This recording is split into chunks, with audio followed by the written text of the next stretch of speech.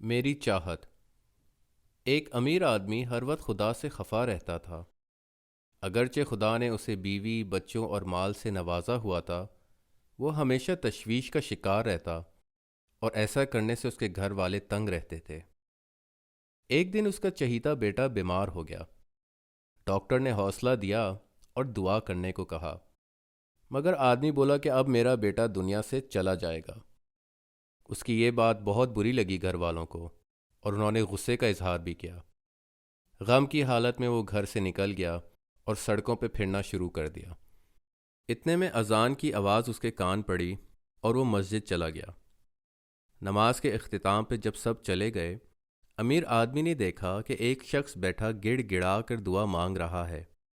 صاف نظر آ رہا تھا کہ وہ پریشان ہے۔ امیر آدمی اس شخص کے پاس گیا اور پوچھا، تم پریشان کیوں ہو؟ کس چیز کی ضرورت ہے؟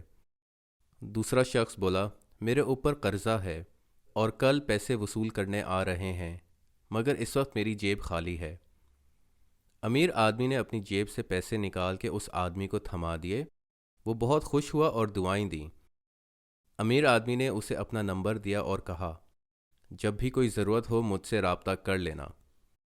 دوسرا شخص بے اختیار بولا، نہیں برادر، آپ ایسا نہ کریں۔ مجھے جب بھی کوئی ضرورت ہوتی ہے میں خدا سے مانگتا ہوں، اور وہ ہمیشہ میری مدد کرتا ہے، جیسے آج آپ کے ذریعے میری مدد کی۔ میں مزدوری کرتا ہوں اور اپنا بھروسہ خدا پہ ہی رکھتا ہوں، جیسا کہ خدا کے نبی صلی اللہ علیہ وسلم نے فرمایا، خدا پہ بھروسہ کر کے گھر سے نکلا کرو، جیسے وہ پرندوں کو رزق پہنچاتا ہے ویسے ہی تمہیں بھی رزق پہنچائے گا۔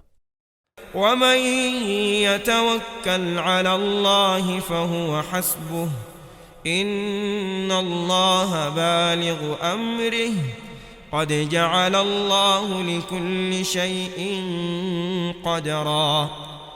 یہ کہہ کے وہ شخص مسجد سے چل پڑا اور امیر آدمی کی آنکھوں میں آنسو آ گئے۔ اس نے خدا سے معافی مانگی اور دعا کی، اے اللہ، ہمیشہ اپنا بھروسہ کرنے والا بنا مجھے ہمت دے اور صرف تجھ سے مانگنے کی ہدایت دے، بے شک تو ہی آسانیاں پیدا کرنے والا ہے۔ جب امیر آدمی گھر لوٹا تو اس کا بیٹا بہتر ہو چکا تھا۔ شکر سے وہ سجدے میں گر گیا اور عہد کیا کہ وہ آئندہ رزق کے بارے میں کبھی پریشان نہیں ہوگا۔